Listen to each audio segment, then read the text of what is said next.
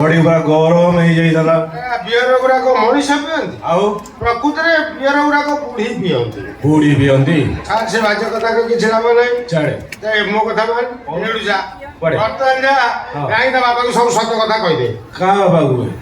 आबे तो स्त्री रे बापा को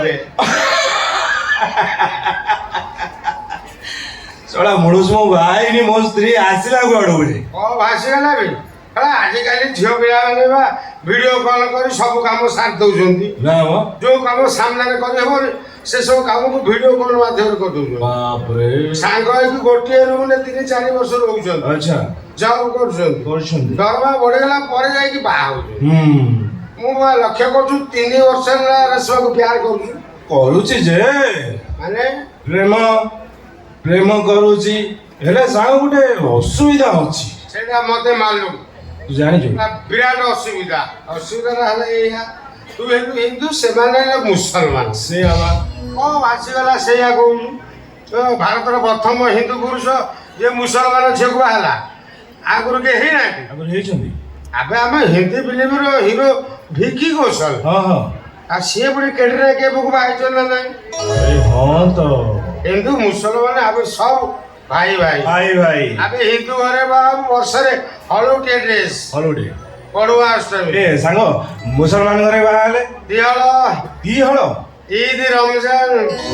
अतन पर्व चालीची चालीची हाँ हाँ दिहल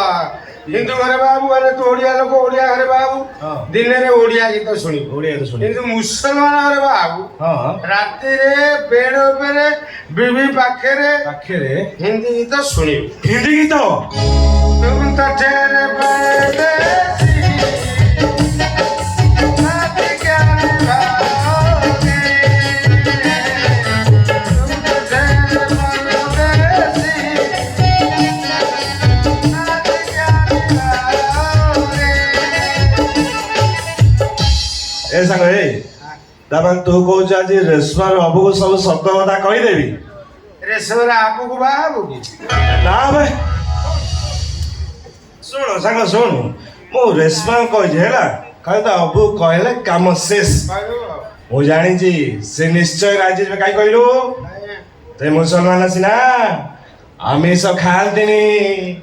ଗୀତା ପଢନ୍ତି ଗୀତା ବଢିଆ ହେଲା ତୁ ଆଉ ରେଶମା ଦି ଜଣ ମିଶିକି ବାବୁ ସାହେବକୁ ଜନ୍ମ କରିବ ସବୁ ହବ ସେ ଶଳା ହାଇଦରଟା ରାଜି ହବ ନା ସେଇ କଥା ତ ତାକୁ କହିବ କିଏ ଏଇ ତୁ ସାଙ୍ଗ ନଥିଲୁ ସେ ବର୍ତ୍ତମାନ କୋଉ ଇମୋସନ ରହୁଛୁ ତୁ କିଛି ବୁଝିପାରିବୁନି ମାନେ ତୁ ନଥିଲୁ ଆମେ ଦି ଜଣ ଢେର ସବୁ କଥାବାର୍ତ୍ତା ହେଲୁ ଆଚ୍ଛା କିଛି ନଥିଲା ଭଲ କଥାବାର୍ତ୍ତା ହଁ କଣ ହେଲା ମୁଁ କିଛି ବୁଝିପାରିନି କି ଜାଣିପାରିନି ଶଳାଟା ଥିଲା ଥିଲା ଭୋ ଭୋ ହେଇ କାନ୍ଦିଲା ବେ ଏତେ ଜୋର କାନ୍ଦିଲା କଥା ଆଖିରୁ ଧାର ଧାର ଏଇ ଲୁହ ଗଡ଼ିଗଲା ସେ ଲୁହକୁ ଦେଖି ମତେ ଲାଗିଲା ମୋର ହାର୍ଟ ଆଟାକ୍ ହେଇଛି ମୁଁ ଏଇଠି ମରୁଛି ଏ ସାଙ୍ଗ ହେଇ କଣ କହିଲୁ ଆଇଦର କାନ୍ଦିଲା ଜୋର କାନ୍ଦିଲା ବେଇମାନ ଏ ଶଳା ପ୍ରେମିକା ଜାତିଟା ଶଳା ବେଇମାନ ଜାତି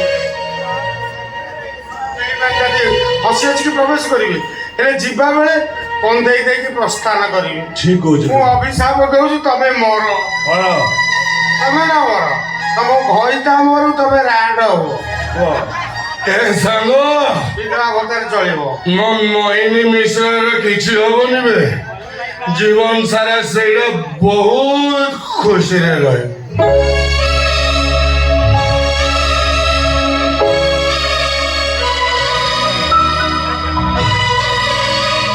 ଏ ସାଙ୍ଗ ଏଠିକି ଆ ଚଳିବ ଚଳିବ କଥା ହେଇ ହେଇ ତୁ କଣ ମୋ ମୋହିନୀ କି ଆଲୋଚନା କହୁଛୁ ଦେଖିବୁ ମୋ ମୋହିନୀର କିଛି ହବନି ସେଇଟା ଜୀବନ ସାରା ବହୁତ ଖୁସିରେ ରହିବ କେବେ କେବେ ମୋହିନୀ ମିଶ୍ର ଜୀବନ ସାରା କେବେ ଖୁସିରେ ରହିପାରିବନି ସେ ଜୀବନ ସାରା ଟେନସନରେ ରହିବ ଖାଇଯିବେ କାହିଁକି ତୁ କହୁନୁ ନା ମୋହିନୀ ମିଶ୍ର ପୋଲିସ ଅଫିସର ବାହା ହେଇଛି କେତେ ବଡ ଅଫିସର ବିଳମ୍ବିତ ରାତିରେ କାହିଁ ଘରକୁ ଫେରୁଛି ବିଳମ୍ବିତ ରାତିରେ ଘରକୁ ଫେରୁଛି ଖାଉଛି ଗୋଟିଏ ଭଲ ଘରେ ଶୋଉଛନ୍ତି ଇନ୍ଦ ମାଇବ ମୋ ମିଶିଆଡେ ଘଇତା ମୋ ଇଆଡେ କାଇଁ ଶୋଉଛନ୍ତି ବେ? ବେଇମାନ ସ୍ୱାର୍ଥପର ଝିଅଟା ସେ ଆରେ ଏଇ ଟାଇମରେ କଣ ତାର ବାହାବାର ଥିଲା ଆରେ ସାଙ୍ଗ ତୁ ବୁଝୁନୁ କଣ ବୁଝିବି ପୋଲିସ ଘର ସହର ଉପରେ 2 ମହଲା ଘର ଆଉ ଘର ଆଗରେ ଦାମୀ କାର ଜାଣିଛି ଆରେ ବିଲକୁଲ କିନ୍ତୁ ପୋଲିସ ବାବୁଟା ବିଲକୁଲ ଆଚ୍ଛା ଆଦମୀ ନୁହେଁ ନା ମୁଁ ଠହରେଇ କାଲି ତାଙ୍କ ଚତୁର୍ଥୀ ରାତିରେ ସେ ସମସ୍ତଙ୍କ ସାମ୍ନାରେ ମୋ ମୋହିନୀ ମିଶ୍ର ଗାଲିରେ ଗୋଟେ ଢୋ କରିକି ଚାପୁଡ଼ା ବଜେଇଦେଲେ ସେପରେ